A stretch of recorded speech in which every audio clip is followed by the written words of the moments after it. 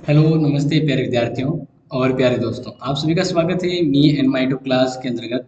और जैसा कि आप सभी की डिमांड आ रही थी कि सर हमारी बाकी सब्जेक्ट की तो तैयारी बहुत बेमिसाल और शानदार हुई है, तो अब हिंदी साहित्य के लिए क्या करें। वैसे आप सभी को पता है कि हिंदी साहित्य को लेकर अपना लगभग कंटेंट आपको अपने me and my two class में मिल जाएगा, क्योंकि सब रिकॉर्डेड है और आप प्लेलिस्ट में जाएंगे तो देख लीजिए। लेकिन अभी जो मैंने इंपॉर्टेंट क्वेश्चन दिए हैं उस अकॉर्डिंग अभी कुछ आपको जो क्लास अगर हिंदी साहित्य में मिलेगी तो बहुत ही शानदार और इम्पोर्टेंट होगी। इसलिए मैं चाहूँगा कि आप उस क्लास को बिल्कुल मिस ना करें। Very very important. तो आज हम बात करने वाले दो इम्पोर्टेंट इम्पोर्टेंट प्रश्न पर। एक तो है बिहारी को लेकर और एक है घनानंद को लेकर। तो बहुत ही शानदार होगी आज की क्लास। और यहाँ पर जो मैं आपको पढ़ाने वाला हूँ, बस कान पे एयरफोन लगा लीजिए और मेरे साथ साथ इस क्लास को देखिए। हो सकता है आपके टॉपिक आपने पढ़े हो ये और शानदार क्लियर हो जाए। ठीक है, तो बढ़ते हैं मेरे साथ और हम यहाँ पर आपको बता रहे हैं वो इम्पोर्टेंट जो आपके सीधे नंबरों पर असर डालेंगे आपके आज के सवाल। तो देखिए, आज की क्लास ये इम्पोर्टेंट है और समय अभाव के कारण ये क्लास आपको बहुत ही इंपॉर्टेंट समय पर वैसे मिल रही है, फिर भी ध्यान रखिएगा ये क्लास अपने दोस्तों को जरूर शेयर करें। देखिए, बीए सेकंड सेमेस्टर के लिए हम बात कर रहे हैं, तो यहाँ पर हम बात करते हैं कि बिहारी, यहाँ पे अभी जो मैं आपको सबसे पहले बताने वाला हूँ वो बिहारी से संबंधित, ठीक है ना।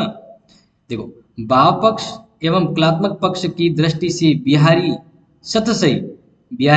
सतसई का विवेचन करना है, ऐसा प्रश्न आ सकता है। या फिर बिहारी के दोहे गागर में सागर हैं, इस कथन को उदाहरण सहित सिद्ध करना है। क्या करना है? सिद्ध।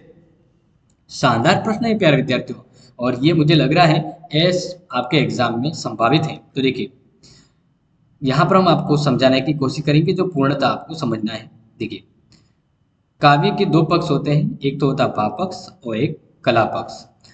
भाव पक्ष में कवि का सूक्ष्म अवलोकन और उसकी संवेदना समायोजित रहती है, जबकि कला पक्ष में अगर प्यारे विद्यार्थी बात करें तो उसकी अभिव्यक्ति की कुशलता रहती है। इसमें देखो, भाव पक्ष में तो क्या होगी, उसके सूक्ष्म अवलोकन और संवेदना होती है, इमोशंस होता है।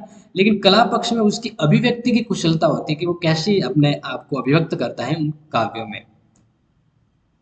इन दोनों ही पक्षों का बिहारी के काव्य में अति विशिष्ट रूप से निर्वाह हुआ है, और इस कारण उन्हें लघु रूपात्मक दोह में कलात्मकता की समाहार शक्ति, भाभा की समाहार शक्ति और कलात्मक कुशलता आदि विशेषता का सुंदर समावेश मिलता है। समझ में आ गया?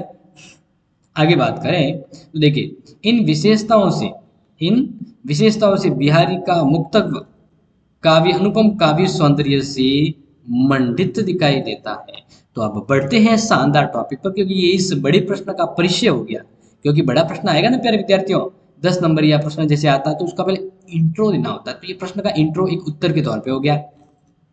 आगे देखिए, बिहारी का भाव पक्ष। कविवर बिहारी ने कल्पना की है कि समाहार शक्ति के बल पर अपने दोहे में जिस भाव गांधीर्य की अभिव्यक्ति की हुई है, अन्य कवियों के बड़े बड़े संदों में भी वह दिखाई नहीं देती है जो इनके काव्यों में हमें प्रकट होती है। इस कारण बिहारी के दोहे गागर में सागर भरने का काम करते हैं। बहुत लंबी चौड़ी बातों को संक्षिप्त में बताया गया, ये चीज तो आप जानते हैं। यानी बड़ी बड़ी बातों को बहुत ही छोटे से सारांश में, जो छोटे से पद्य में, दोहे में स्पष्ट करना, यही इसकी महत्वता कहलाती है। कह देना एक विशिष्ट कला है।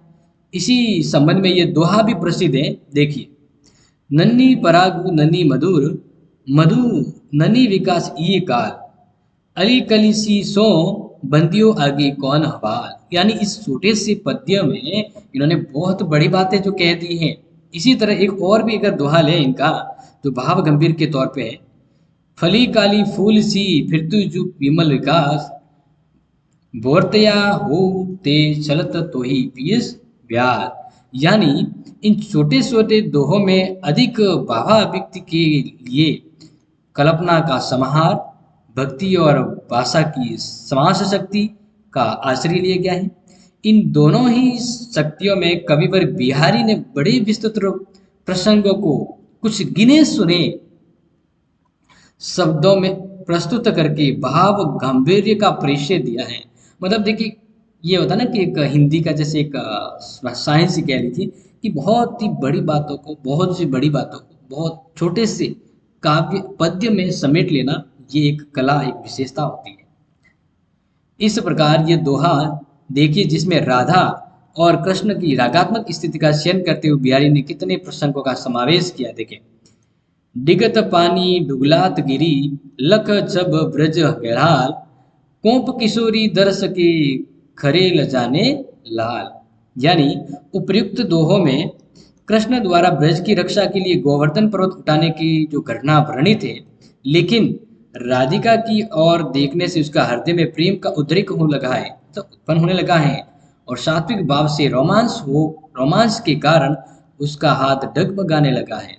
इसी से ब्रजवासी घबराने लगे कि हो न हो गोवर्धन पर्वत नीचे गिर जाए, और इस आशय को जानकर कृष्ण भी लज्जित होने लगे हैं। देखो, इतना बड़ा जो भावार्थ है ना, ये जो मैं बता रहा हूँ, एक इतनी छोटी सी बात में, यानी इस सिर्फ पद्य में कहा गया, जितनी मैं बात को समझा रहा हूँ। इतना लंबा प्रसंग एक ही दोहे में भर सकना और भावों और चेष्टाओं की पूर्ण व्यंजना कर पाना सिद्धस्थ कवि का ही कार्य है। अब देखो, 5 लाइन को इन्होंने एक लाइन में समाहित कर दिया। आप कहते हैं ना, सागर को अगर घाघर में भरने जितना सामर्थ्य अगर किसी के दोहों में है, तो वो है बिहारी। कौन है? बिहारी। आगे देखें, निसंदेह बिहारी की कल्पना की समाहार शक्ति एवं भावा मतलब भाषा की समाज शक्ति का ही परिणाम है। प्रबंध काव्य के विस्तृत आकार में अनेक ऐसे भी स्थल आते हैं जहाँ अनुभवों और चेष्टाओं के बिना भी काम चल जाता है, परंतु जब तक एक ही दोहे में भाव की अभिव्यंजना नहीं करनी है, अभिव्यंजना की भी मतलब दोहे में भाव की भी अभिव्यंजना करनी है और विभाव पक्ष का निरूपण करना है, तो बिना अनुभाव और संसारी भाव की योजना के रस का परिपाक नहीं हो सकता, रस की प्राप्ति नहीं हो सकती है। परंतु बिहारी अपनी कल्पना शक्ति का परिचय देते हुए भावों का नाम लिए बिना अनुभावों के द्वारा रसोद्रक करने में सफल रहे। मतलब कुछ विशेषताएं होती है जिसके बिना भाव अभिव्यक्त नहीं होते हैं, लेकिन बिहारी को देख के जिन्होंने बिना किसी भाव की, अनुभाव की, उन्होंने अपनी कल्पना शक्ति के जरिए वो अनुभाव और भाव व्यक्त कर दिए हैं जो बड़े बड़े कवि उस रसों को उत्पन्न नहीं कर पाते हैं। जैसे इसी के उदाहरण में देखिए, सर पटास सी शशि मुखी, मुख घुकट पट ढाकी, पावक जर्सी जमक के गई जुरो का झाकी। शानदार। देखिए, यहाँ पर बिहारी ने अनुभाव और हाव भाव का अच्छा वर्णन किया है। उन्होंने इस तरह के वर्णन में लक्षण ग्रंथों का सहारा अवश्य लिया है, परंतु उसके उपयोग में अपनी स्वतंत्र चेतना को भी इन्होंने प्रधानता दी है। प्यारे विद्यार्थियों, देखिए, वैसे काव्य शास्त्र में भावों, ये भाव हैं, काव्य शास्त्र में भावों का स्थान केवल नायिका को ही माना जाता है, परंतु उन्होंने अपनी काव्य कुशलता से एक ही स्थान पर नायक और नायिका दोनों के हाव भाव को दिखला दिया है। मतलब शानदार, बेमिसाल कह सकते हैं। देखिए, कहत नहट रिजत, जिखत मिलत खिलत लजियात, भरे भान में करत नैन सी सो बात। मतलब इन चीज, देखो ये जो पद्य है ना, मतलब पढ़ने से ही आपको इसका रसानुभूति होती है, और इन चीज में मतलब इतने से दोहे में इतनी बड़ी बात को समाहित करना, मैं वही बात वापस कह रहा हूँ जो आपको यहाँ पर एहसास हो रहा है कि बिहारी अर्थ के धनी, भावों के कुशल, चित्रकार, सुसंगठित व समाहित शैली के ज्ञाता और काव्यांगों के कवि थे। उन्होंने भावों की तीव्रता, प्रखरता और गहनता भी थी। इन सब विशेषताओं से उनके दोहे भाव संप्रेषण में अत्यधिक सशक्त रहे। इन संबंध में एक और उदाहरण देख लीजिए प्यारे विद्यार्थियों। पलनु प्रगति बरनुन बरी, नरी कपोल ठरात, अशुभा परी सत्या सनकु सनसनाई लिपि जात। यानी शानदार इस दोहे के अंदर कहा गया है, इस दोहे में वीरणी नायिका की वीर वेदना से व्यथित दशा का चित्रण किया गया। अब इसका वर्णन करने जाए तो बहुत बड़ा हो जाता है, लेकिन इन्होंने बस 2 लाइन में उसकी पूरी वीर वेदना को व्यक्त कर दिया है। वह प्रियतम के विरह में अश्रु बहाती है। इसमें व्यंजना, लालिल्य, अनुप्रास की सटा एक साथ द्रष्टव्य उदाहरण सहित हमें नजर आती है। अब आगे देखें तो इसी प्रकार हम देखते हैं कि कल्पना की समाहार शक्ति, माधुर्य एवं भावात्मक तीव्रता का बिहारी के मुक्तक काव्य में अच्छा समावेश हुआ है और इस विशेषण से उसके लघुकाय दोहे अत्यंत भाव गंभीर एवं व्यंग्यमय बन गए। मतलब शानदार कह सकते हैं, बेमिसाल आप कह सकते हैं। जितना आप इसको समझें उतना बेहतरीन आप इस देखो, ये प्रश्न इंपॉर्टेंट है इसलिए मैं आपके सामने लेके आया हूँ। अब बात करते हैं बिहारी का कला पक्ष। तो भाव पक्ष की तरफ बिहारी का कला पक्ष भी अपने आप में प्रभावशाली है। उनके काव्य में कला पक्ष को लेकर उनकी भाषा, संत, अलंकार, विद्यान, शैली आदि का विचार किया जा रहा है। भावशोष्ठ भाषा की दृष्टि से यदि देखा जाए तो भाषा के सफल प्रयोगकर्ता कह सकते हैं इन्हें। इनके दोहे में प्रत्येक शब्द अपना अलग ही महत्व रखते हैं और एक एक शब्द सोच विचार कर रखा गया है। लोकोक्ति और मुहावरों की अगर दृष्टि से देखा जाए तो उनकी भाषा प्रयोग अद्वितीय है, शानदार है और भाषा की समरसता और समाहार की पूर्णता उनकी सबसे बड़ी विशेषता प्रकट होती है। प्यारे विद्यार्थियों, आगे देखें तो समासिक शब्दावली यानी समास के शब्दों का जो प्रयोग किया गया है, इसके कारण उसकी भाषा कहीं कहीं क्लिष्ट भी बन गई है, फिर भी उनमें भाव संप्रेषण की अपूर्व क्षमता और उसकी सामासिक पदावली का एक सुंदर उदाहरण नजर आता है। जैसे यहाँ पर देखें, समरस समर संकोच बस विवश न टिक ठहराई, फिर ठर जती फिरी दुरती दुरी दुरी उजगती आई। शानदार। देखिए, संत विधान बिहारी का संत केवल दोहा ही है, परंतु उसमें रमणीय चित्रों के रंग भरे हुए हैं। रूपक, उत्प्रेक्षा, उपमा, अतिशयोक्ति, अन्योक्ति आदि अलंकारों को उन्होंने स्वाभाविक प्रयोग किया है। सागर्भिक मतलब सार रूप में रूपकों की छोटी छोटे दोहे को भी योजना की तरह यहाँ पर निरूपा गया है और ये अनुपम है, अद्वितीय है। जैसे एक उदाहरण देखें, मंगल बिंदु सुरंग मुख शशि केसरी आड़ गुरु, एक नारी लहंगी संगु रसमय किय लोसन जगतु।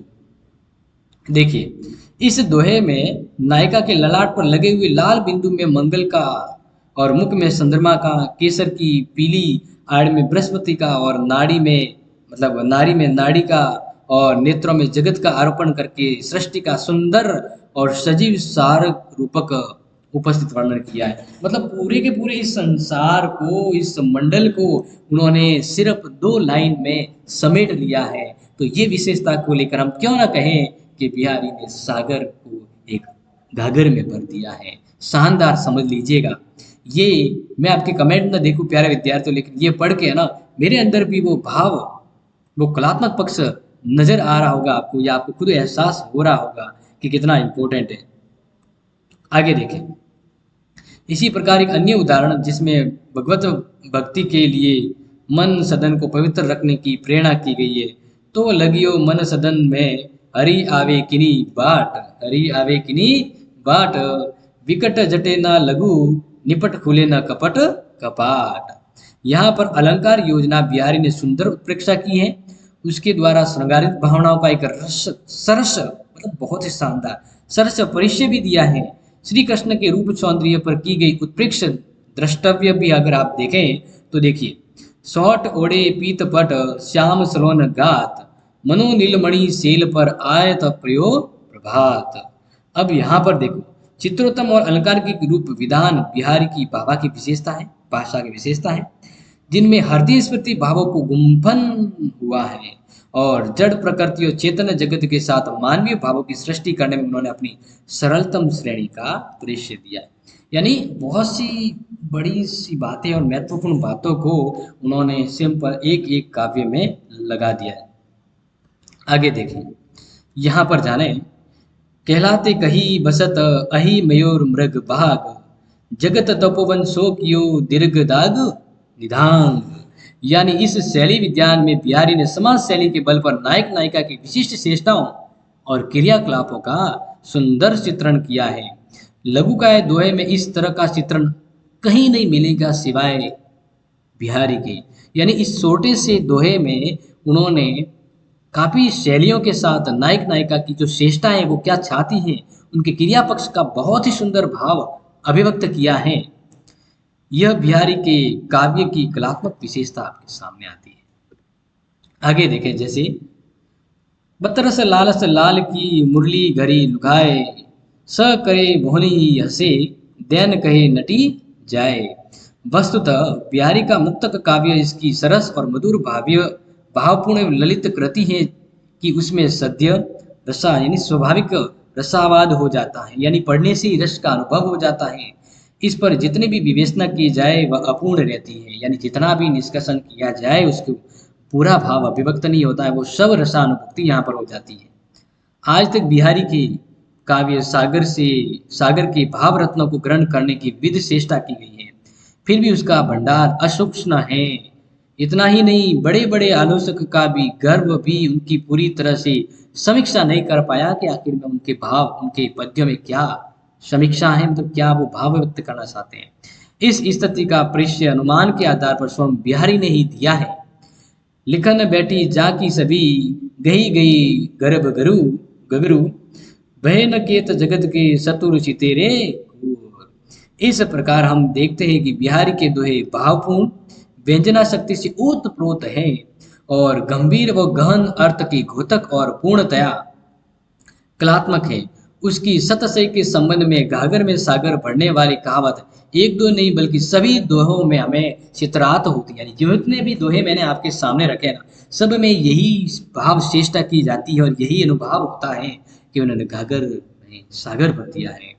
और इसी संबंध में सतसिया के दोहे इत्यादि सूक्ति अत्यंत सटीक प्रतीत होते हैं। इसी प्रकार की अन्य सूक्ति उनकी गरिमा को अभिव्यक्त करती है। देखिए लास्ट टाइम के सतसिया के दोहे रे, सुन जोहरी हीरा हिर, भाव भरे तिसन खरे, अर्थ भरे गंभीर। मतलब कहते ना वाह वाह वाह वाह, तो वो भाव हमारे सामने अभिव्यक्त होते हैं। अब प्यारे विद्यार्थियों, जैसा कि मैंने आपको कहा था, नील की गहराइयों से और अनुभव और भावों से भरकर कि आपके शानदार प्रश्न एक और आपके एग्जाम में जो आए हैं इसका उत्तर भी मैं आपको यहाँ पर इसी क्लास में करवा देता हूँ, और वो है हमारे घनानंद को लेकर। देखिए और जानिए, घनानंद प्रेम की पीर के अमर गायक हैं। इस संदर्भ में घनानंद की काव्य में अंकित श्रृंगार विशेषताओं को स्पष्ट करिए। और घनानंद में प्रेम की जो मार्मिकता है वह रीतिकाल और अन्य कवियों में नहीं है। यानी घनानंद में प्रेम की, यानी प्रेम का जो बहुत ही मार्मिक रूप में जो वर्णन किया गया ना, वो उनके रीतिकाल की बाकी कवियों में कहीं नजर नहीं आता है। तो उसकी युक्ति युक्त विवेचना करिए। तो देखिए प्यारे विद्यार्थियों, शानदार और इम्पोर्टेंट आपके लिए, क्योंकि मैं बहुत ही भावों से भरकर आपके सामने ये भाव व्यक्त कर रहा हूँ, आपको अच्छे से समझना होगा। यहाँ पर देखिए, घनानंद के काव्य में प्रेम की पीड़ा का अद्भुत अनुभव निहित है। घनानंद प्रेम की पीड़ा के अमर गायक हैं और इस कथन की सार्थकता उनके प्रेम संयोग की सुजान नामक वेश्या से आरंभ होता है। यह अल्पकालिक संयोग शीघ्र ही वियोग में परिणित हो जाता है। सुजान उनके साथ विश्वासघात करती हैं। प्रिय के निष्ठुर आघात से घनानंद का जो हृदय है ना, वो वीणा के तारों को झिनझिना दिया जाता है। जिसकी स्वर लहरियों के आरोह विरोह में जो व्यथा उभरी वही घनानंद की कविता में नजर आती है। प्यारे विद्यार्थियों, यहाँ पर देखें, जिसमें प्रिय की निष्ठुरता, उदास प्रेम के हृदय की कसक तथा व्यथा के उमड़े आंसुओं का सागर है जो हमें इन काव्य में नजर आता है। आगे देखें प्यारे विद्यार्थियों, घनानंद के काव्य की सारी व्यंजना अंकन करें तो हम यह कह सकते हैं कि उनके काव्य का मूल विषय वियोग है, जो प्रेम की कसौटी, उसकी प्रिय की निष्ठुरता और प्रेम की कष्ट सहनशीलता, निश्चलता और प्रिय के हित की कामना एवं प्रकृति का विरह दीपन रूप बड़े मार्मिक ढंग से प्रस्तुत किया गया है।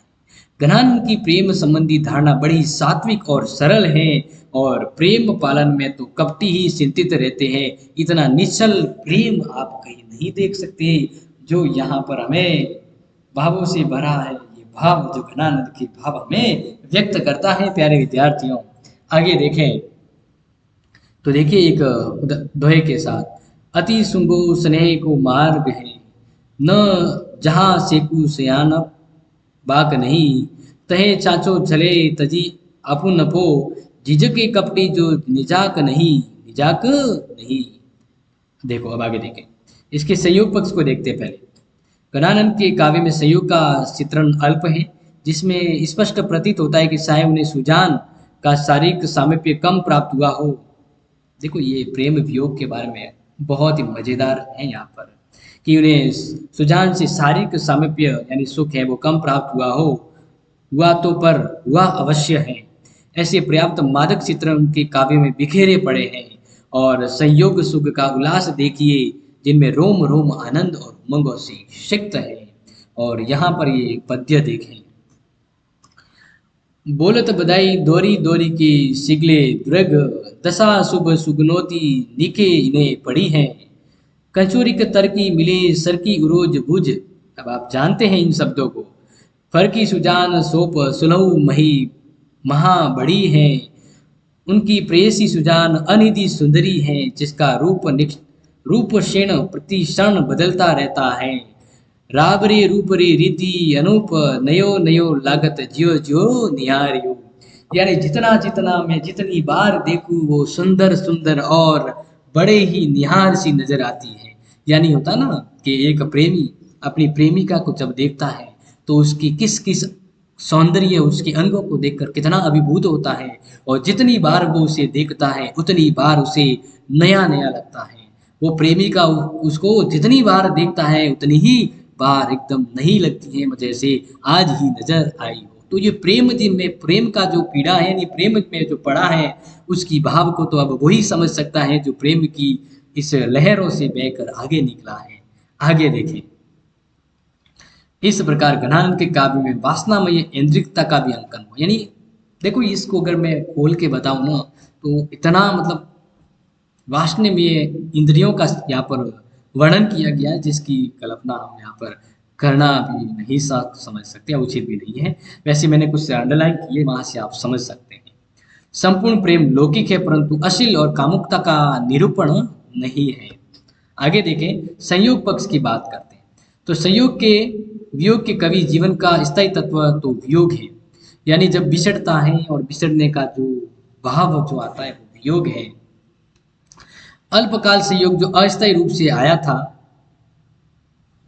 जिसकी स्मृति गणानंद जीवन पर्यंत न भूला, वे संयोग का पूर्ण आनंद नहीं ले पाए, क्योंकि संयोग भी उनके पीछे वियोग पड़ा रहता। तभी वो बार बार कह उठते, यह कैसा संयोग, न जागू परे न जागू परे जू योग, न कहूँ बिछड़ोत। कवि का आश्चर्य है कि यह प्रेम कैसा है जिसमें मन सदा अधीन रहता है, संयोग में मिलने का सा आनंद प्राप्त नहीं हो पाता, और देखने पर न देखने का भाव रहता है। प्रेम की अनोखी लगन की विछड़न पर मिलने की आशंका घेरे रहती है, और मिलने का वियोग भय लगा रहता है। यानी कहने का मतलब कहता मतलब ये बहुत शानदार है यहाँ पर अगर आप ध्यान को देखें, कि जब देखते हैं, जब हम प्रिय को देखते हैं तो सोचते हैं कहीं बिछड़ न जाए, वियोग न हो, कोई वियोग न हो, और दूर हो तो मिलने का अनुभव होता है, और मिलते नहीं है तो कि फिर हम कैसे उसकी यादों में वियोग से बिछड़ते नजर आते हैं। मतलब अगर आप इस अनुभव को समझे हैं, गुजरे हैं, तो आप इसको समझ सकते हैं।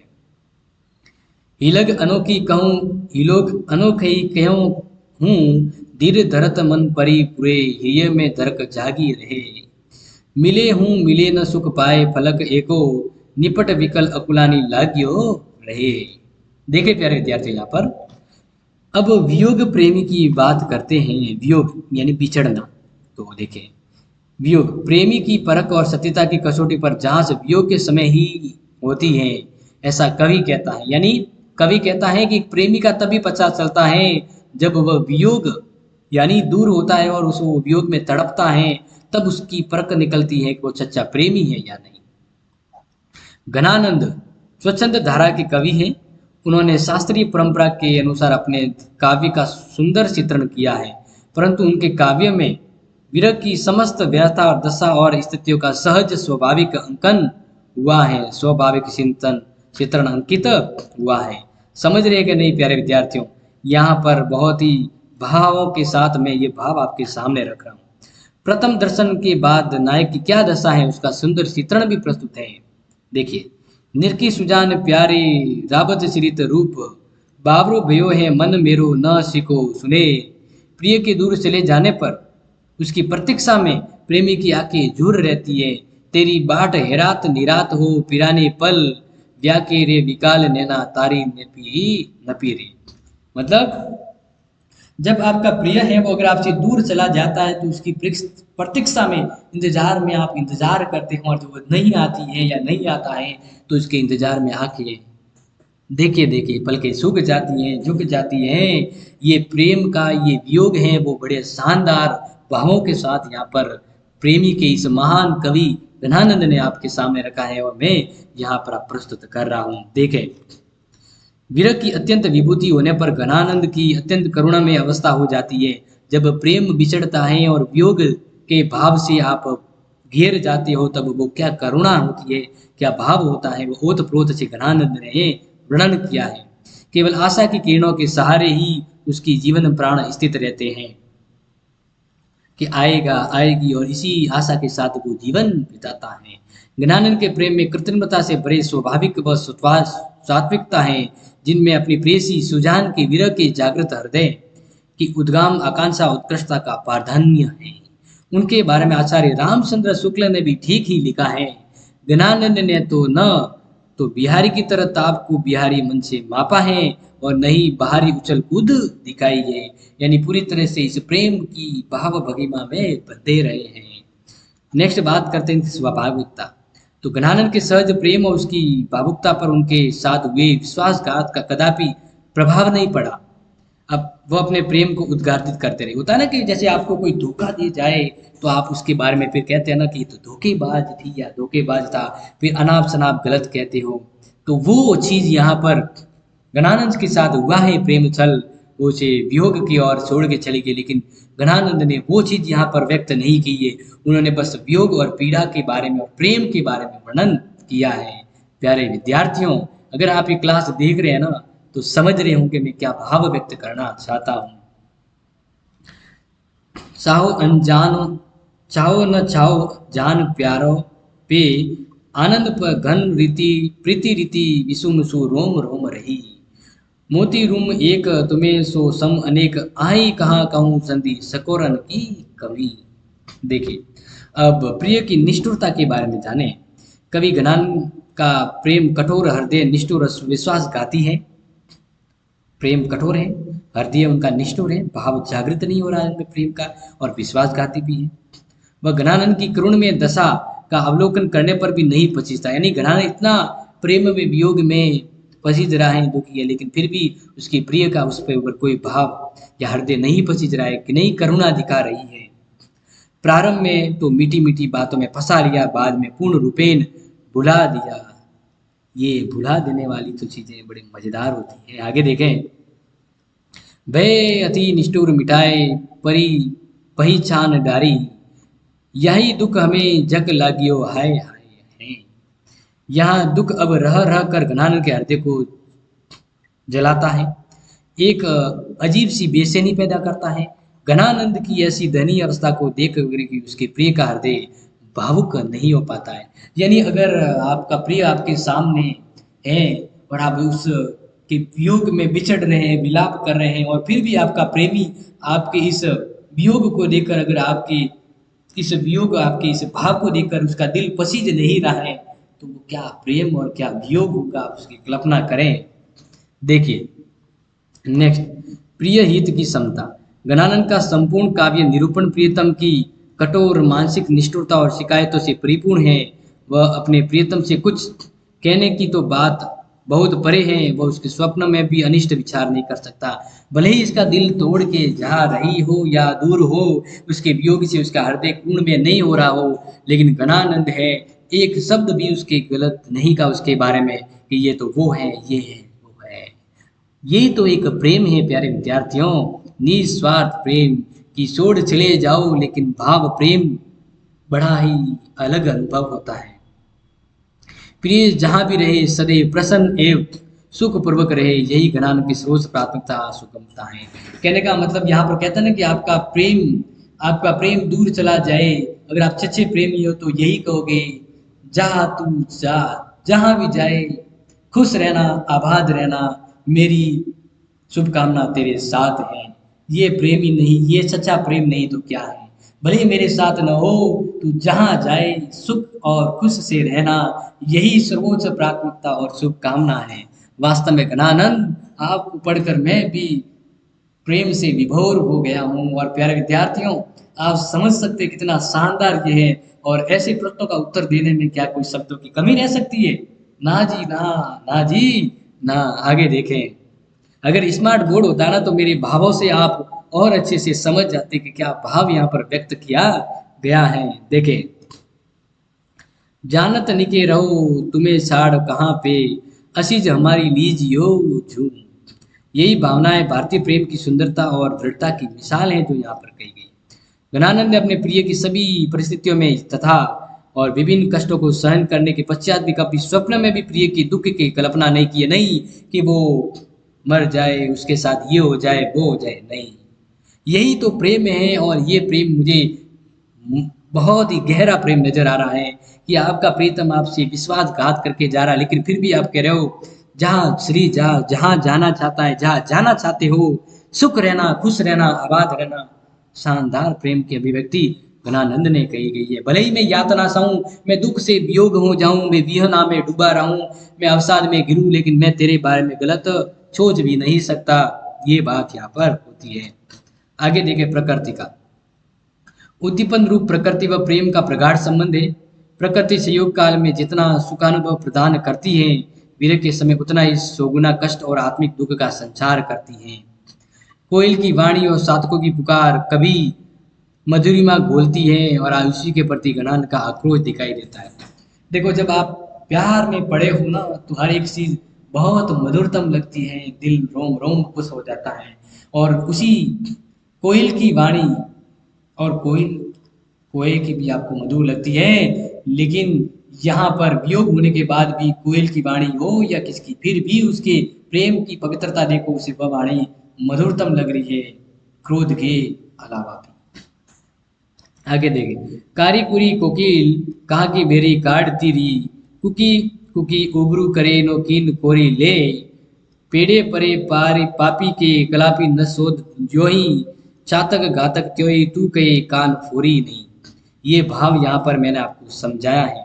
आगे देखें, प्रेम की उत्कृष्टता को देखें। गणानंद ने प्रेम की उत्कृष्टता का व्याख्या प्रस्तुत की है। अन्य कवियों ने प्रेम के प्रतीक सातक और मीन को माना है, परंतु गणानंद ने जीवित रहकर प्रेम की पीड़ा का आभास किया है। लैला मजनू देखिए, टॉम रोमियो जूलियट देखिए, अब वो प्रेम आप देख ही सकते हैं। और अपने बॉलीवुड मूवीज में देख लीजिए, कितना प्रेम का भंडार आपको नजर आता है, तथा अपने प्रियतम को लांछित करते हैं। नेक्स्ट देखें, हृदय की मौन पुकार। गणानंद ने अपने काव्य निरूपण में हृदय की कसक, तड़प, हड़प और हृदय की सहज अनुभूति व मन की व्याकुलता का अलौकिक चित्रण किया है। गणानंद का प्रेम बौद्धिक नहीं वरन हृदय की सहज सच्ची अनुभूति है। जहाँ प्रदर्शन और बाह्य आडंबर सू तक नहीं पाए, वहां तो हृदय की कसक, तड़प और मन की व्याकुलता का आधिक्य है, दिखता है। प्रेम की कसक, तड़प और व्याकुलता की आवाज बाहर नहीं आ पाती। हृदय टूटता है तो क्या आवाज आती है? नहीं आती है। तो ये भाव समझ लीजिए। हृदय मौन होकर धड़कता रहता है, प्राण मुख होकर शुभ साप तड़पते हैं, मन की चित्कार मन में ही घुटती है और प्राण तड़पता अंगों की उसी तथा, और हृदय मस मसोस मचोज कर तड़पता सब कुछ है, परंतु प्रेम का निर्वाह सच्चा होता है। प्यारे विद्यार्थियों, अगर मैं होता वास्तविक में डिजिटल स्क्रीन पर आकर आपके अपने भाव को अभिव्यक्त करता, शानदार आनंद सलाम है आपको। आपने ये जो भाव जो रखे हैं बेमिसाल है। आगे देखें, अंतर आँच उचाज तचे अति, अंग उचीज उदेग आवाज, ज्यों कलाए मसोनी उमसु क्यों, कहूँ कहूँ उदरी नसी ध्यावस। आगे देखिए, कष्ट सहन करने की क्षमता। प्रेम में कष्ट सहन करना ही उस प्रेम की सत्य सत्य परीक्षा होती है। गणान एकांकी होने के कारण कष्ट का अनुभव करते हुए देखो यहाँ पर ये प्रेम कैसा एकांकी तो नजर आ रहा है मुझे। तो घनान एकांगी होने के कारण कष्ट का अनुभव करते हुए निर्दय सुजान के हृदय में प्रेम उपजाने की प्रयास कर रहा है। यानी एकांकी प्रेम है, लेकिन वो अब कहते हैं मैं प्रेम की इस ज्योति से उसके दिल में भी प्रेम का मोती जला दूंगा, प्रेम का दीपक जला दूंगा। संक्षेप में हम कह सकते हैं घनान का प्रेम विषय व प्रथम जन्य है, जहाँ सहवास जन्य नहीं। यानी ये प्रेम रियल प्रेम है, सहवास प्रेम नहीं, जिसमें संयोग की अपेक्षा वियोग की प्रधानता है, जहाँ मिलन तो कम वियोग है, विचड़न मिचड़न विचड़न ज्यादा है। प्रिय की निष्ठुरता, प्रेम की सहनशीलता फिर भी प्रिय के हित की कामना और प्रेम का उत्कृष्ट नमूना प्रस्तुत करती है ये पद्य। देखें, जीवन मरण जीव मिच बिन्या बन्यो आए, हाय कौन विधि रची ने की रहीन है।